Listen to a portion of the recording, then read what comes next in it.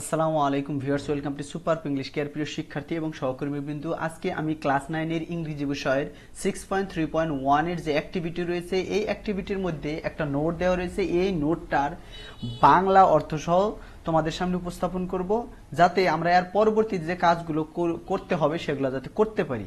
এখন এই জায়গায় ইনস্ট্রাকশন দেওয়া রয়েছে কি, now read the note below and explore the techniques for writing a compare and contrast text. Later, check your understanding of the note by doing the activities it follows.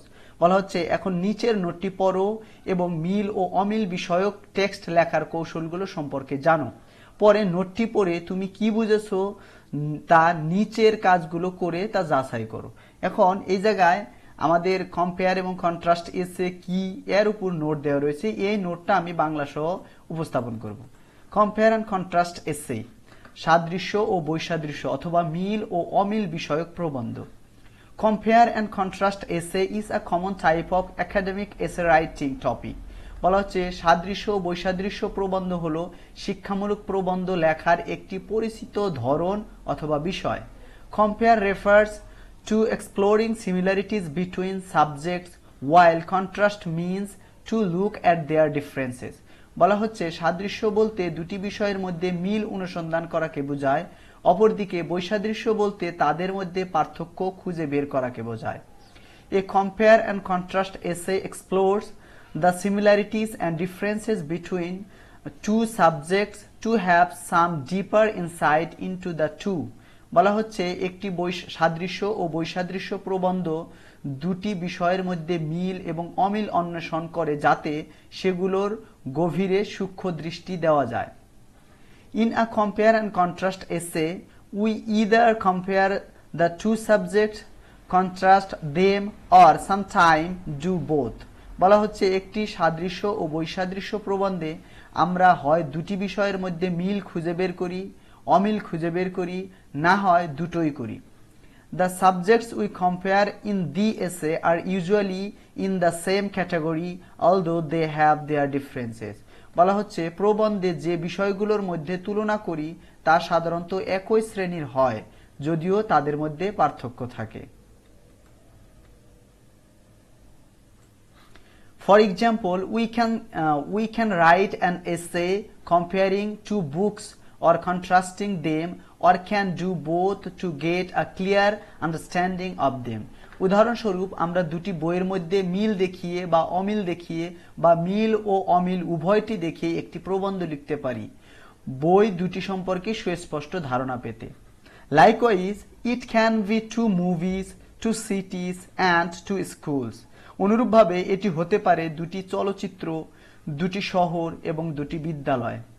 When we write a compare and contrast essay, we try to make connections between the two subjects that are not obvious but illustrate the subtle, surprising or unexpected similarities and differences between the subjects. বলা হচ্ছে অনুরূপভাবে এটি হতে পারে, এটা গেল যখন আমরা একটি সাদৃশ্য ও বৈসাদৃশ্য প্রবন্ধ লিখি তখন দুটি বিষয়ের মধ্যে সংযোগ স্থাপন করার চেষ্টা করি যা স্পষ্ট নয়, কিন্তু বিষয়গুলোর মধ্যে সূক্ষ্ম, আশ্চর্যজনক এবং অমিল রয়েছে। So, to write a compare and contrast essay, you need to use your observations and analytical skills to pay close attention to the issues, analyze the information, and make meaningful arguments about the issues to compare them. বলা হচ্ছে সুতরাং একটি সাদৃশ্য ও বৈসাদৃশ্য প্রবন্ধ লিখতে হলে বিষয়গুলোর ব্যাপারে মনোযোগ দিতে তোমাকে তোমার পর্যবেক্ষণ ও বিশ্লেষণী ক্ষমতা ব্যবহার করতে হবে এবং তুলনা করার জন্য বিষয়গুলো সম্পর্কে তথ্য বিশ্লেষণ ও অর্থবহ যুক্তি তৈরি করতে হবে। এরপরে there are a couple of ways to write a compare and contrast essay. বলা হচ্ছে সাদৃশ্য বৈসাদৃশ্য প্রবন্ধ লেখার কয়েকটি পদ্ধতি রয়েছে। Here we will learn about the popular tools. এখানে আমরা জনপ্রিয় দুটি পদ্ধতি শিখব। One is the block structure and the other is the point by point structure. একটি হচ্ছে ব্লক স্ট্রাকচার, আরেকটি হচ্ছে পয়েন্ট বাই পয়েন্ট স্ট্রাকচার। এখন আমরা ব্লক স্ট্রাকচার কাকে বলে আর পয়েন্ট বাই পয়েন্ট স্ট্রাকচার কাকে বলে এগুলো শিখব। এখন block structure, the block structure. The block structure is a little bit easier to write than a point by point method. বলা হচ্ছে ব্লক স্ট্রাকচারে লেখার পদ্ধতি পয়েন্ট বাই পয়েন্ট পদ্ধতির চেয়ে কিছুটা সহজতর। This structure includes an introduction, 2 body paragraphs and a conclusion. বলা হচ্ছে গঠনগত দিক থেকে এই পদ্ধতিতে একটি সূচনা অনুচ্ছেদ থাকে, 2টি বডি অনুচ্ছেদ থাকে এবং একটি উপসংহার থাকে। The first body paragraph talks about various features of one subject and the second body paragraph discusses the similar features of another subject. So, in the block structure, each paragraph focuses one separate thing and altogether you have 4 paragraphs. বলা হচ্ছে প্রথম body প্যারাগ্রাফে একটি বিষয়ের বিভিন্ন বৈশিষ্ট্য সম্পর্কে আলোচনা করে, দ্বিতীয় বডি প্যারাগ্রাফে অন্য একটি বিষয়ের অনুরূপ বৈশিষ্ট্য নিয়ে আলোচনা করে। সুতরাং ব্লক স্ট্রাকচারে প্রতিটি অনুচ্ছেদে একটি জিনিসের উপর আলোকপাত করে এবং সর্বমোট 4টি প্যারাগ্রাফ হয়। এখন আমরা দেখব যে পয়েন্ট বাই পয়েন্ট স্ট্রাকচারটা কেমন। The point by point structure, this structure gives the readers more detail about the subjects that are compared and readers may find it more interesting than the block method. বলা হচ্ছে এই স্ট্রাকচারটি পাঠকদের তুলনীয় বিষয়গুলোর সম্পর্কে আরো বিশদ ধারণা দেয় এবং পাঠকরা এটিকে ব্লক স্ট্রাকচারের চেয়ে আরো আকর্ষণীয় বলে মনে করতে পারে। This method is a bit different from the block method as in this method you will get more than 2 paragraphs in the body. বলা হচ্ছে এই পদ্ধতিটি ব্লক পদ্ধতি থেকে একটু আলাদা কারণ এই পদ্ধতিতে তুমি মূল অংশে 2টির বেশি অনুচ্ছেদ পাবে। Each body paragraph talks about one point of comparison. প্রতিটি বডি প্যারাগ্রাফ সাদৃশ্যের একটি পয়েন্ট নিয়ে আলোচনা করে। For example, if the first paragraph talks about one point of comparison, the second paragraph will focus on a different point of comparison. যে উদাহরণস্বরূপ যদি প্রথম অনুচ্ছেদটি সাদৃশ্য বা মিলের একটি পয়েন্ট অথবা দিক নিয়ে আলোচনা করে তাহলে দ্বিতীয় অনুচ্ছেদটি একটি ভিন্ন দিক নিয়ে আলোচনা করে।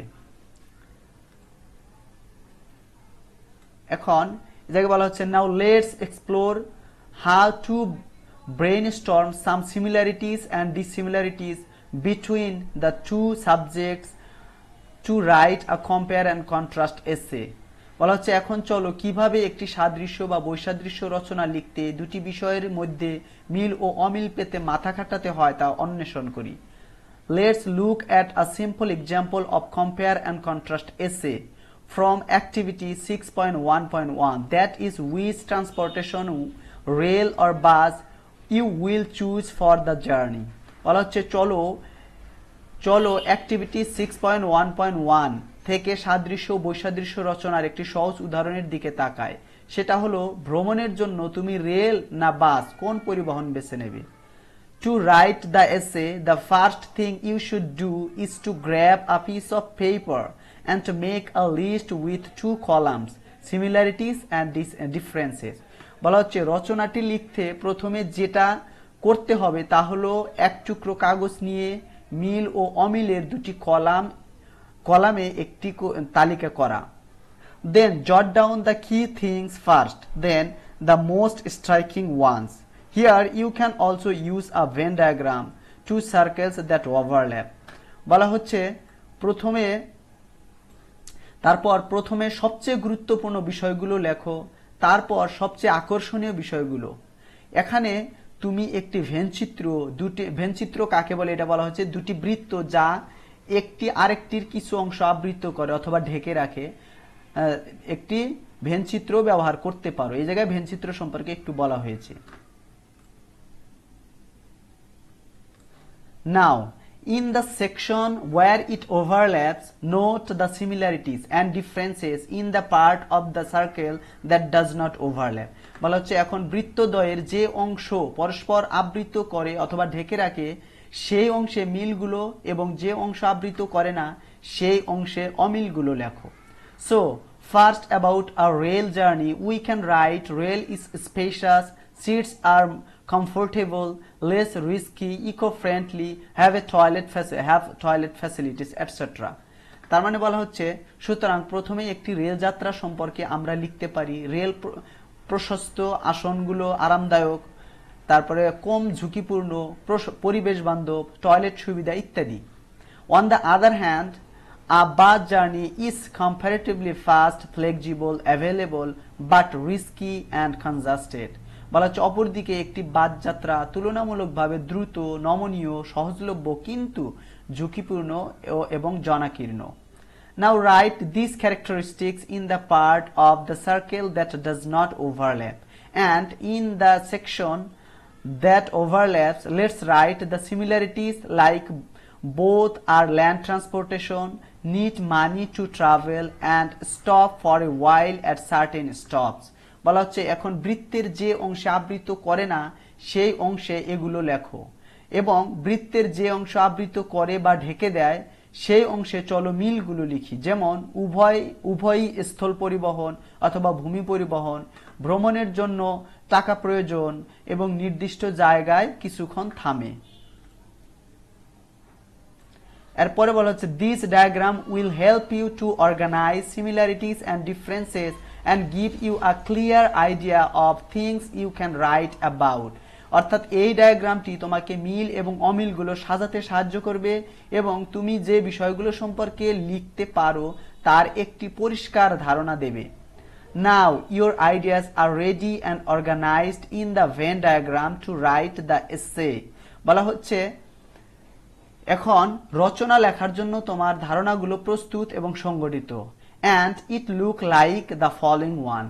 আর এটি দেখতে নিচেরটির মতো দেখাবে। এই জায়গায় দেখো আমি একটা ভেন ডায়াগ্রামের ছবি এই জায়গায় তুলে দিয়েছি। এটা হচ্ছে Venn diagram, rail journey and bus journey. এখন রেল জার্নিতে কি কি সুবিধা রয়েছে? Spacious, comfortable seats, less risky, eco friendly, toilet facilities. আর বাস জার্নির সুবিধাগুলো হচ্ছে কম্পারেটিভলি ফাস্ট, তারপর ফ্লেক্সিবল, অ্যাভেলেবল, তারপর রিস্কি। আর এইটা হচ্ছে কি, এটা হচ্ছে কমন, যেটা দুটার মধ্যে আছে। দুটাই হচ্ছে ল্যান্ড ট্রান্সপোর্টেশন, তারপর হচ্ছে দুটাই জনাকীর্ণ অর্থাৎ ক্রাউডেড, আর হচ্ছে রিস্ক অফ পিক পকেটিং, মানে দুটার মধ্যেই মানে ছিনতাইয়ের একটা ভয় থাকে। Needs money to travel, stops at a certain stops. মানে বলা হচ্ছে এই দুটোই কি করে, মানে দুটো পরিবহনের মধ্যে ঘুরতে অথবা চলাফেরা করতে কিন্তু টাকা লাগে, সেটা বলা হচ্ছে স্টপস এট সার্টেন স্টপস। বলেছে সব মানে রেল এবং বাস দুটাই কিন্তু একটা নির্দিষ্ট জায়গায় থামে, সেটা বলা হচ্ছে। তার মানে এই রকম ভাবে আমরা কি করতে পারি, মানে কোন একটা টপিক সম্পর্কে যদি আমরা লিখতে যাই তাহলে এরকম ভাবে জট ডাউন করতে পারি। এরপরে ক্লাসে আমি স্যাম্পল এসে দেখাবো লিখে যে কিভাবে আমরা এই পদ্ধতিতে ব্লক স্ট্রাকচার একটা এবং হচ্ছে এই যে এটা আমি পরের ক্লাসে দেখাবো। আর আজকের মতো এখানে শেষ করতেছি। আর ভিডিওটা কেমন লাগলো অবশ্যই জানাবে। আর পরবর্তী ভিডিওগুলো দেখার জন্য আমার ইউটিউব চ্যানেলটা অবশ্যই সাবস্ক্রাইব করে পাশে থাকবে। আজকের মতো এখানে শেষ। আসসালামু আলাইকুম।